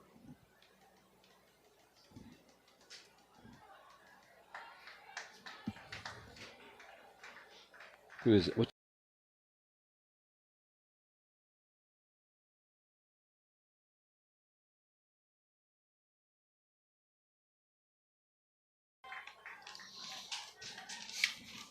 All right, so that was Grant Soderholm, the injured Blue Devil. And he's over on the sidelines now, isn't he? Yes. Okay. And as we get set to resume action here, Culpeper looks at a 2nd and 7 from its 38-yard line. Clock now back in action, 3:20 and counting here in this third quarter. It's 35-0 Blue Devils. Here's the snap. Lentz rolls to his right. Looking downfield. Going to throw. Going up. This one is caught inside the 45-yard line by number 14. That is Keyshawn Tyler. Let's go to replay on that, Mark. You see Tyler caught it right there. It's thrown. Watch, here it is. Yeah, he looked like the Goochland player was trying to knock it away, but wasn't able to, and he's hurt. Let's see what we have it put down here at the Goochland 44. The clock has stopped. 2:38 to play. Now clock of run. He didn't signal for it to run yet. Yeah, they do. Yeah. And they're being a little generous for Goochland. Blue Devils have it now, 1st and 10. The Bulldog 44. 2:25. Clock ticking. Third quarter. Here's the snap. Caleb Green. Look at. No, wait a minute, Steve. That's Caleb Jenkins, number 32. Wow, how about that? He's played well on defense, but now they're giving him an opportunity to run that football, too. Better add him to that running back committee. Well, he just replaced Soderholm. I mean, next man up. Caleb Jenkins making the most of it there. Took 3 players to bring him down. Big gainer. Yep. Down to the 29. He picked up 15 yards, did Caleb Jenkins. He's still in the backfield. Riley Lentz, Cameron Marduz. Here's a snap. It's to Caleb Jenkins. Jenkins made a nice cut and turned upfield and picked up positive yardage. Might have get another first down. Let's see where they. Yeah, look, he got that much. He got about 6 or 7. Oh, okay. Yeah, there he goes. Line of scrimmage was at 29, and they'll have it at the 22. So he picked up 7. Number 55, Butler, came off out the field, limping a little bit. Checking in is number 75, Sebastian Schultz. Sergeant Schultz. People take the fifth, right? Yeah. Plead the fifth. I know nothing. I see nothing. See nothing. I know nothing. All right, from the 22 now. 2nd and 3. Straight ahead, Cameron Marduz, and it works again. Yep. It just seems like that is such a high percentage call. And nobody's expecting it. And it's a snap to him, and he just picks up good yardage down to the 15. He picked up 7 and a Blue Devil first down. Under a minute to play here in this fast-moving third quarter because, remember, it's a continuously moving clock with a 35-0 deficit. And, the one thing you want in these games, too, because you're going to be playing next week, is you want to make sure your injuries, are down because they got Caleb Green on the sideline right now. What a whale of a game he's had. Yep. Snap. Here comes, this is number 17 for Culpeper, Steve. That is Michael Street Boggs. Now, he's in the offensive mix. Yep. I did not see that one coming. I didn't either. I mean. Here he comes over that right side. Yep. Look at this. And he gets behind Marduz here. Marduz gets a block. They got a block down here by number 63 of Culpeper, and that's Saul Acevedo. So opening up gaps. But they may be bringing it back for a penalty. That's the end of the third quarter. Yep. Wow, did that one go fast. All right, we played 3. 35-0 Culpeper. We'll come back for the fourth and final quarter right after this. Broadcast is made possible by the generosity of the following sponsors. Able Heating and Air, answering any and all questions you may have about your HVAC system. There's peace of mind knowing they are able to keep your home comfortable. Found in Sons Funeral Home, Culpeper's perpetual best of the best for resources, planning, and support for our entire community.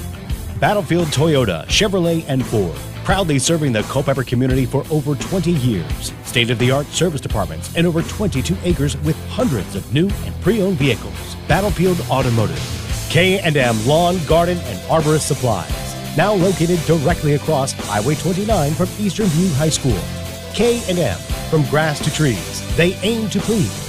UVA Community Credit Union, strengthening the financial health of our members and the Culpeper community.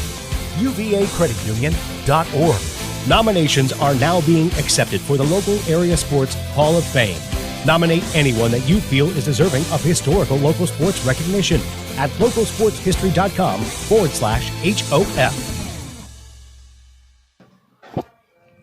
All right, start of the fourth quarter here at Broman Field, and it witnesses Blue Devils with a 1st and goal from the 4. They're up 35-0. The third quarter went quickly. This one will as well, unless Goochland can score.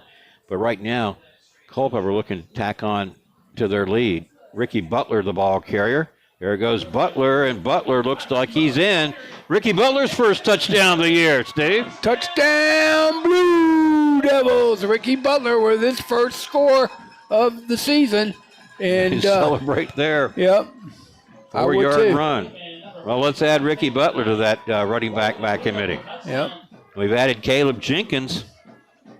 Now we got to sit there and, maybe Boggs and see if he can get in. Marduz could get in.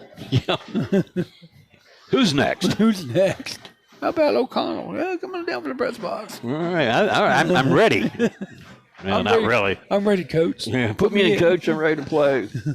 I think this is Isaac Wiggert, the holder for Jacob Chavez. Chavez's kick is up, and this time good. 42-0 Blue Devils. Opening minute of this fourth quarter. Well, how about that? Well, we've mentioned that our live sponsor is Able Heating and Air, answering any and all questions you may have about your HVAC system. There's peace of mind knowing they are able to keep your home comfortable. Able Heating and Air, 718-7556. And Steve, you and I were talking at the break about how, the opening kickoff return by Colton Green, it seems now like that was quite foreshadowing of things to come for the Blue Devils tonight. Exactly. That set the tone for the whole game right there. And the way he was able to, basically go untouched for 97 yards. And that just, like I said, set the tone for the rest of the evening for the Blue Devils, and they just fed off it. And their offense has clicked. They've had one big penalty against them. Otherwise, I think 2 5-yard penalties. Right. And that's been it. So that's been cleaned up quite a bit. And Goochland hasn't been penalized much. No, they haven't. And, the Goochland brought some fans. They're going to have a long ride back, 5:22, but Where you got to watch out for deer. especially this time of year. I'm telling you. Here's Chavez kicking off for the Blue Devils.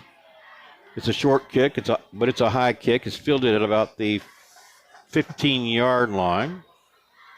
And on the return out to about the 30 is where the return man there, number 12, Xavier Woodford, advanced the ball. Yep, and it looks like the coach is going to play his second string because I see Vineyard, Caleb Green, Lentz, and I think Malachi Brock on the other side. Yeah, we got some new numbers in there, Steve. Yep. Wow. And we got to talk. Let's Ashton Cox, number 10. 13, Isaac Wiggert. 23.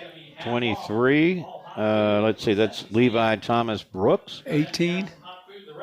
18, Ryder Hona. 25. Well, that's Tyler Clablow. 53 is Silas Milam. 58 up there is Daniel Foltz. And there are others. So really going deep to the bench now. What a luxury for this team to have as his first round of the playoffs. Complete pass, nets about 5 yards for Goochland. And somehow the Goochland players are congratulating him. I guess he caught a pass, but picked up 7 yards on first down. yeah. Makes it 2nd and 3. And again, the continuously moving clock. This one will go quickly. It's 42-0. 10-20 clock ticking. Fourth quarter. In the backfield, the quarterback higher. He's going to throw near side. He's got a receiver in Kenyon Ross, and Ross along the near sidelines picks up great yardage. He's out. He's in the Culpeper territory inside the 45-yard line. Well, this broadcast brought to you in part by LocalSportsHistory.com, which is a community sports site that you are building organically. Check out local sports information or contribute your submissions at LocalSportsHistory.com. Well, Steve, we had a penalty flag down. What did you see there? Holding. It's holding against the Bulldogs. So that's going to negate that big gain and, push them back. But I'm glad, like I said, it gives these guys some playing time, the second string, and they're able to, get some experience, and that's all you can say right now. And yeah, and they're not putting them in with 2 minutes to play. They put them in with 10 minutes to play. Right. That's good sportsmanship right there. It really is. All right, so Goochland now has it 2nd down and 9 from the 31. Here's Higher throwing. This one is picked off, and this is going to be intercepted by number 15, Brady Crowder. Crowder returns it to the Goochland 25-yard line. Again, that's a great interception. We can see when we go to replay. Look right here.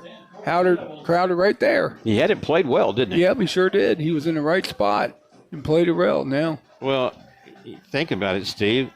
Players coming off the bench and having moments like that. Yep. That's something you remember in a playoff game, too. Exactly. Well, you're going to see a lot of new numbers on offense as well. And we'll see who's going to be the quarterback. Colton Green is listed as the backup, but I don't see Colton out there. Well, let's check some of those numbers. He'd be number 7. But look for 24 on your roster over there, Steve. That's that Dominic Hollander. Okay. Mardus remains in the game. And here's the player that we were mentioning. He gets behind that offensive line that gives him the push. He didn't want to go down. Whistle blew.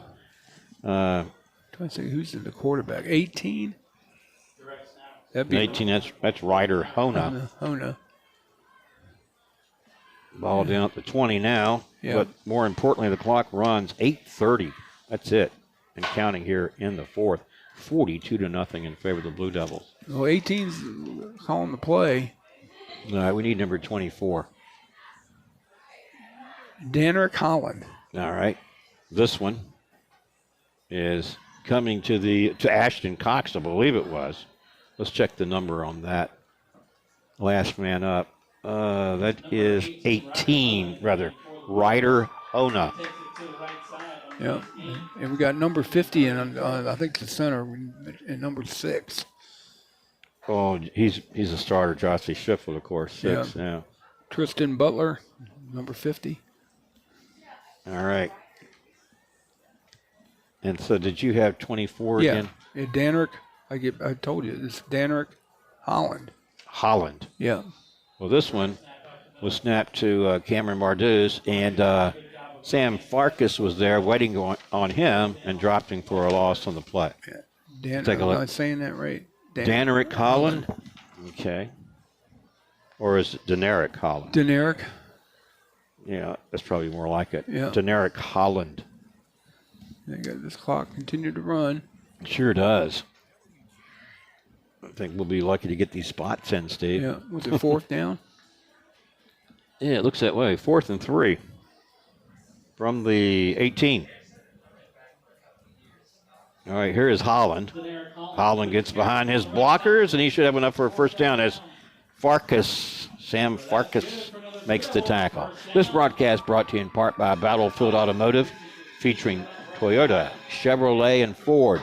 Battlefield Automotive, a keystone of service and a cornerstone of our community. 540-547-3673. Also, Found & Sons, more than a respected funeral home.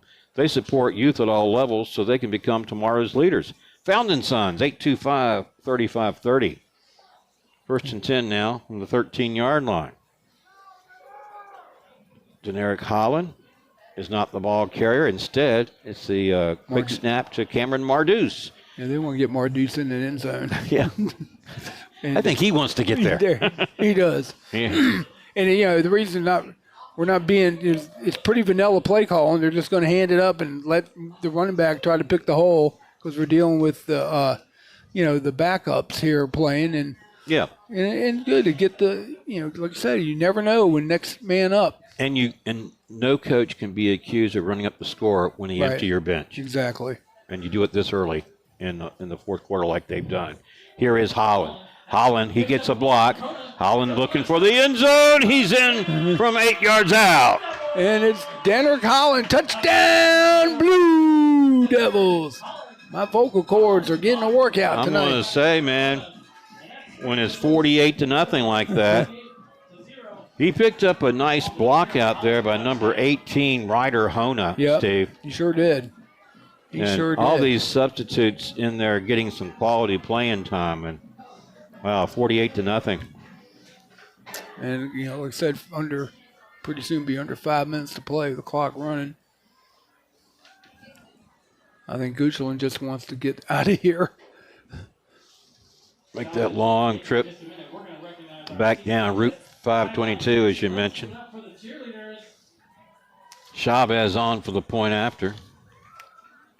Wiggert, the holder, low snap, he gets it down. This one is up and good. So 49-0 in favor of the Blue Devils. Well, I think it's fair to say that they avenged that 24-23 loss from 4 years ago. Yeah, I think we're safe. So the question becomes now, who will be next week's opponent? It'll either be Skyline or it'll be Meridian. Skyline's leaving 7-0. That's the last score we heard. So, I mean, if the seeding plays out, we could look like it will be in Thanksgiving weekend going to Kettle Run for the regional final. Yeah, the number 1 seeded team, Kettle Run, who made it to the state finals last year in Class 3 and lost to Liberty Christian. Right. Yeah.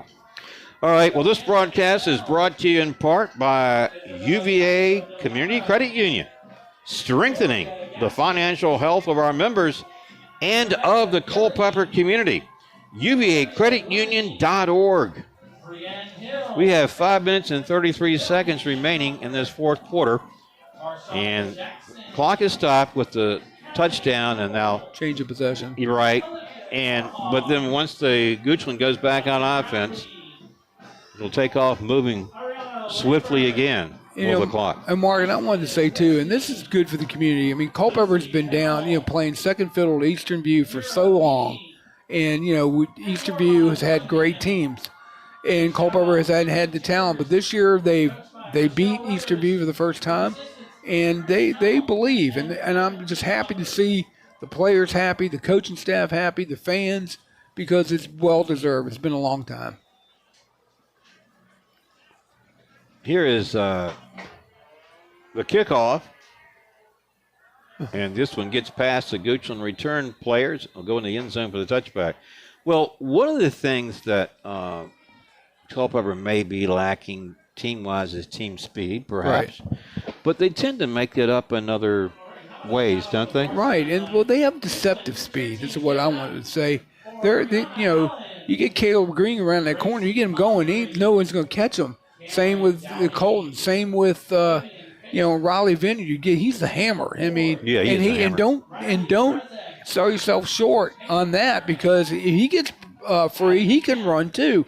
He's had some big long runs this season. So again, Culpeper is, like I said, it's Coach Sherry and his staff have built this team up from 3 years ago, and now it's paying dividends. Justin Popolars remains in there. He takes the snap. He's going to throw. This one is incomplete. And it was intended for Carter Aleko. And it brings up 2nd and 10, but the clock continues to move even though it was an incomplete pass. Right. Yeah, because they're up by 35. If you're up by 35 or more points, it's a running clock.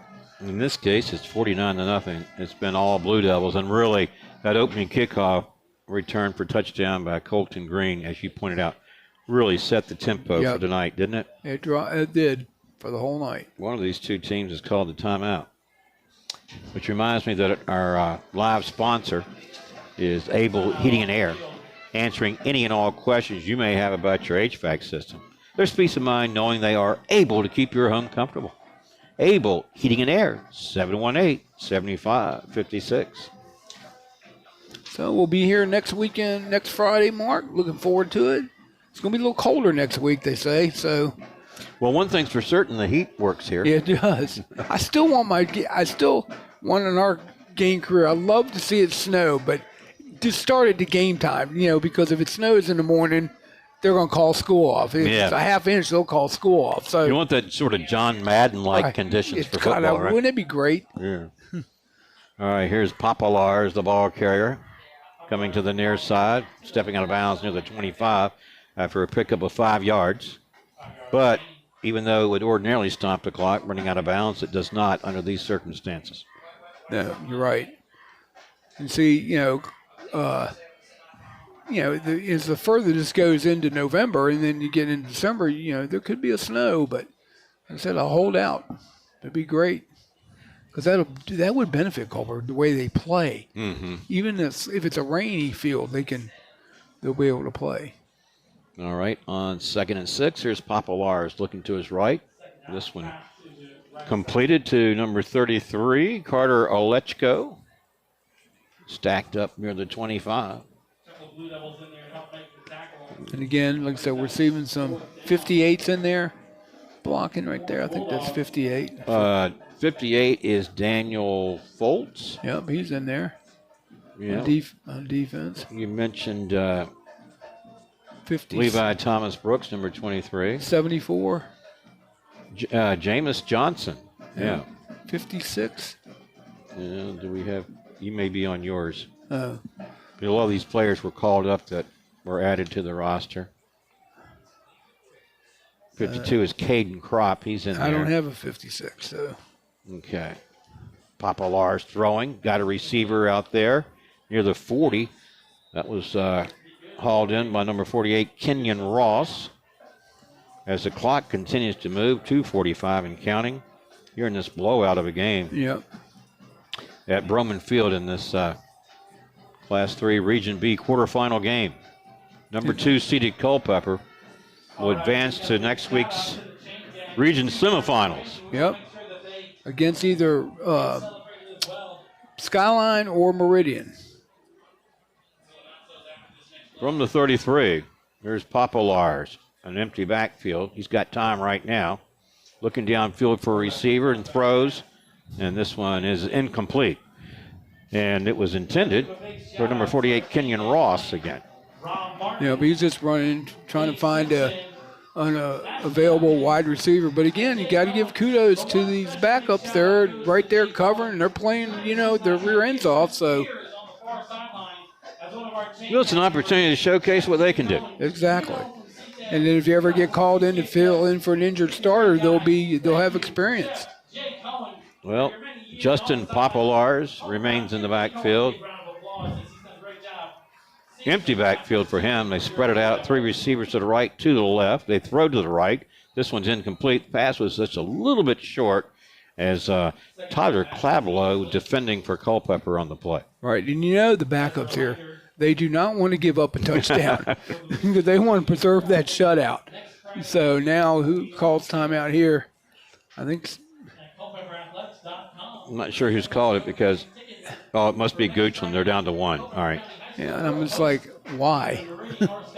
I mean, you know, the game's pretty much decided, but. And Steve, we don't know who Morgan Rogers is, do we? Yeah, they're giving a tribute to her on at halftime. All right. She committed, suicide, and she had a message. She went to school here. I'm sad to hear that. Yeah. Tragic. Yep, especially that young. Yeah, well. It says we need to do a lot more for mental health in this country. Yeah, that's and a little too prevalent. Yeah. We'll send our certainly condolences to the family. Yeah. Must be suffering for that. This pass is completed to Kenyon Ross over the middle of the field as we approach the 1-minute mark. And little time for much more here. No, you're right. And then here it comes. And so Culpeper, like I said, they're going to want to not give up the deep one. I just still say to everybody, just drop back. Just keep them out of the end zone, and you'll be able to.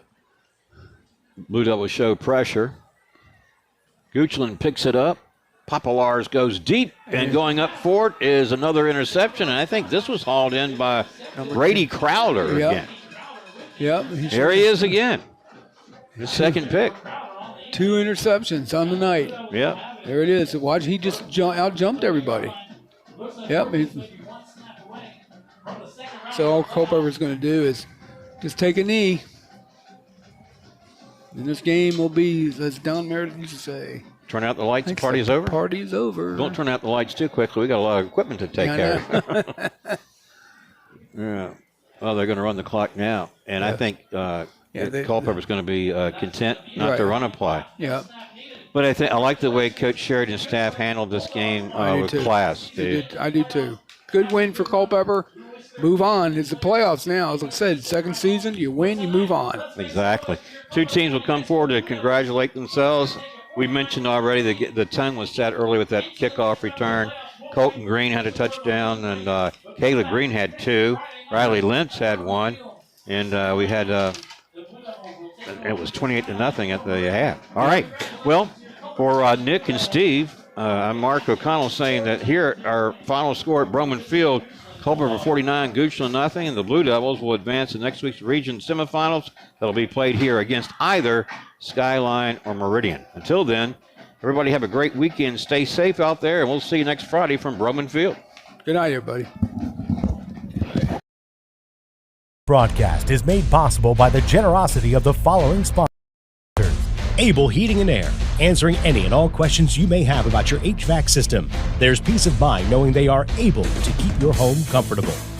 Found in Sons Funeral Home, Culpeper's perpetual best of the best for resources, planning, and support for our entire community. Battlefield Toyota, Chevrolet, and Ford, proudly serving the Culpeper community for over 20 years. State-of-the-art service departments and over 22 acres with hundreds of new and pre-owned vehicles. Battlefield Automotive. K&M Lawn, Garden, and Arborist Supplies. Now located directly across Highway 29 from Eastern View High School. K&M, from grass to trees, they aim to please. UVA Community Credit Union, strengthening the financial health of our members and the Culpeper community.